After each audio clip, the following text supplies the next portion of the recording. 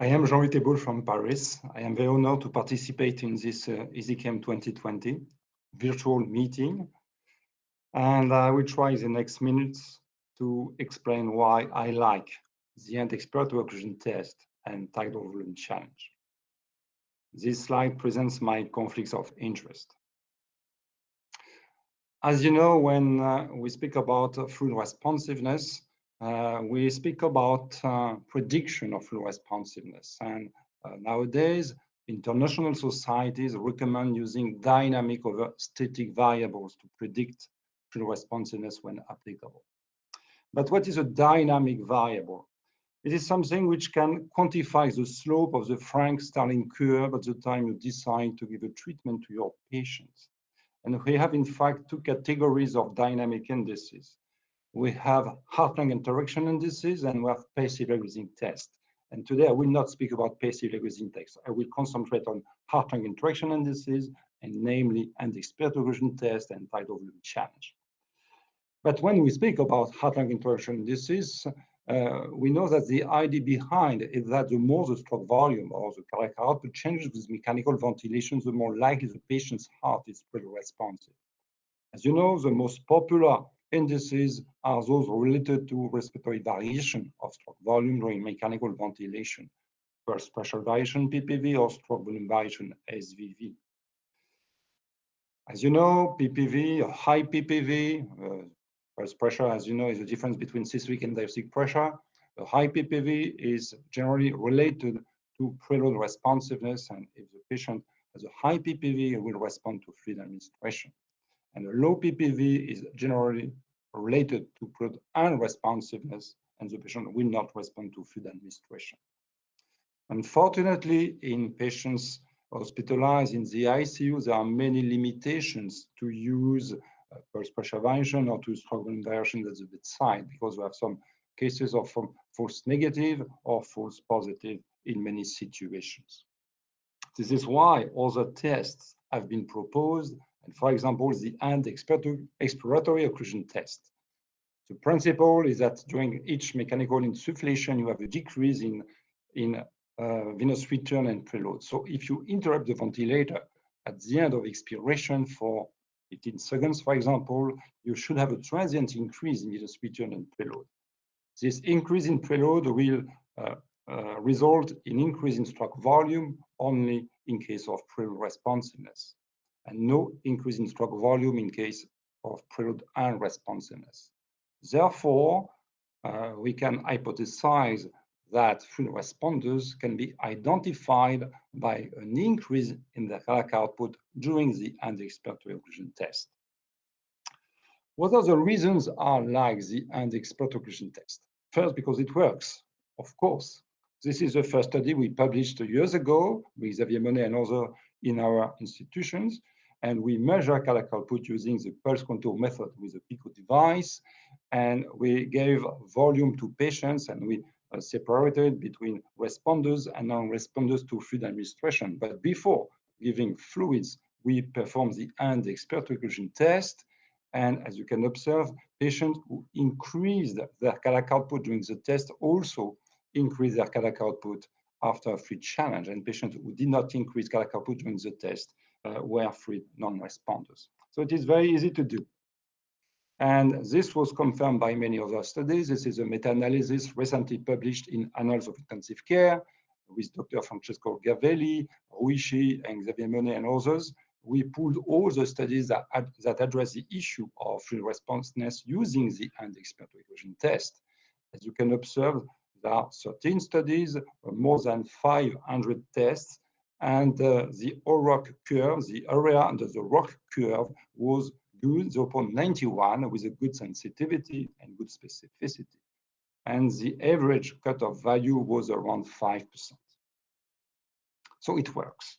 And also it works even in cases of inspiratory efforts during mechanical ventilation. In the study I already talked about, we had a subgroup of patients, of 23 patients, with mechanical ventilation and spontaneous breathing activity. As you can observe, the area under the ROC curve for the expiratory occlusion test was excellent, 0.97, far larger than the ROC curve for PPV, which was only 0.68.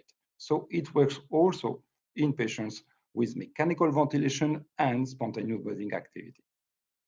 Also, it works even in cases of low lung compliance, ARDS, for example. And this is another study published 8 years ago with Xavier Monet and others, and we looked at patients with low respiratory system compliance, lower than 30 ml per centimeters of water.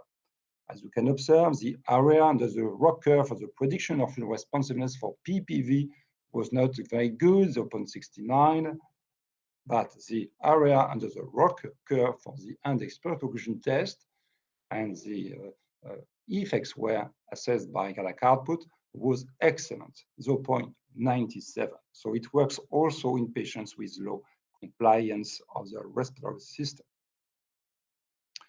Also, I like this test because it works even in cases of low tidal volume. And this is an additional analysis of the meta-analysis I spoke about before. And we separated in patients with low VT, less than 7 ml per kilogram, and high VT, higher than 7. As you can observe, the area under the ROC curves for both were excellent, 0.96 for low VT and 89 for high VT. So it works in any case. Also, because it works independently of the level of PEEP, this is another study we performed with Dr. Silva, Dr. Xavier Monet, and co-workers. And in the same patients, we applied 2 levels of PEEP, a low PEEP, 5 centiliters of water, and a higher PEEP, around 14 centiliters of water. And we looked at the effect of end expiratory occlusion test, and after we gave fluids to patients, as you can observe, the area under the ROC curves for low PEEP as well as for high PEEP were excellent. So we can predict responsiveness independently of the level of PEEP using this end expiratory occlusion test. And finally, I like this test simply because it is very easy to perform. You have just to press a button for 50 seconds exactly as you measure intrinsic PEEP. But in this case, you should press the button for longer time, at least 15 seconds. But it is very, very easy to do at the bedside.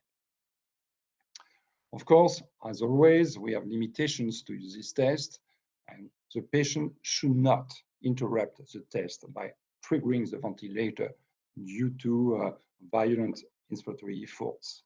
And this may happen in 22% of cases, as we reported in this previous paper.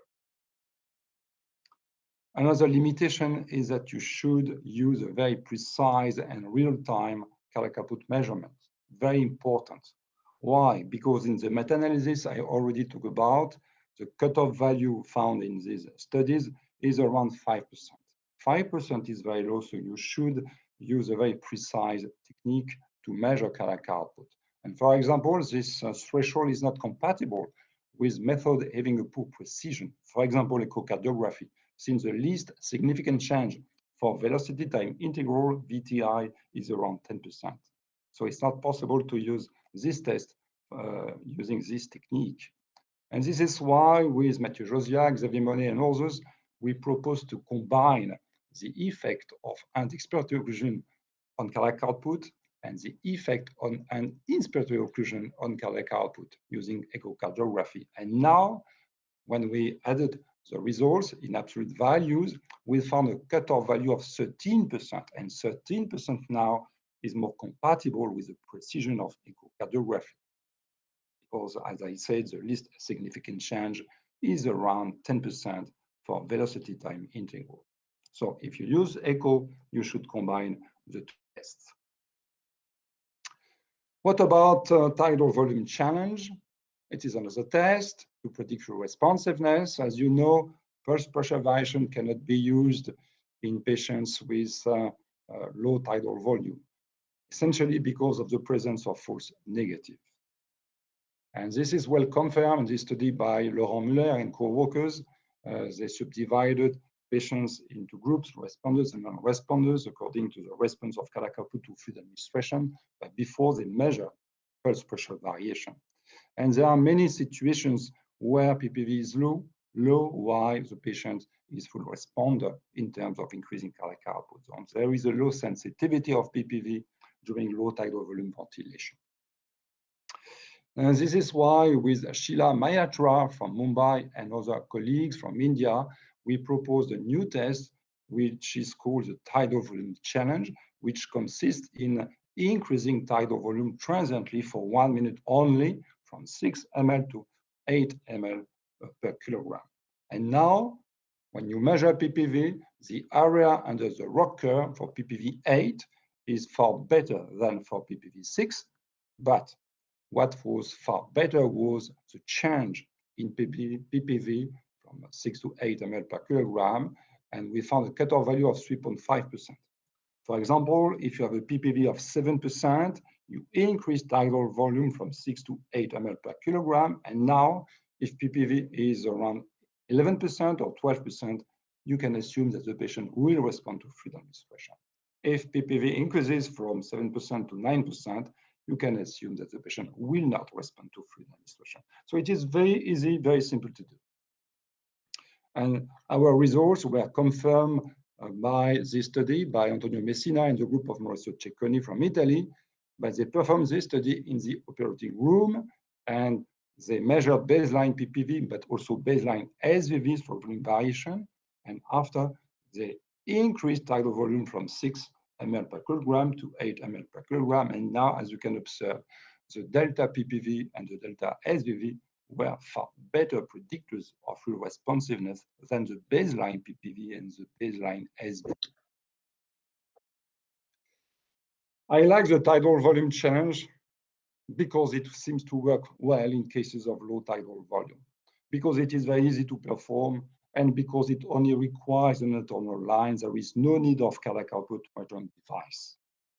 And in my experience, I have found that it is very useful during the COVID-19 pandemic in patients with severe ARDS, who are ventilated with low tidal volume and who generally require high-dose sedative drugs.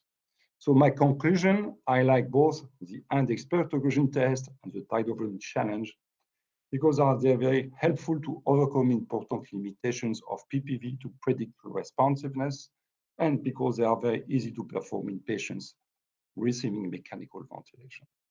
Thank you very much for your attention.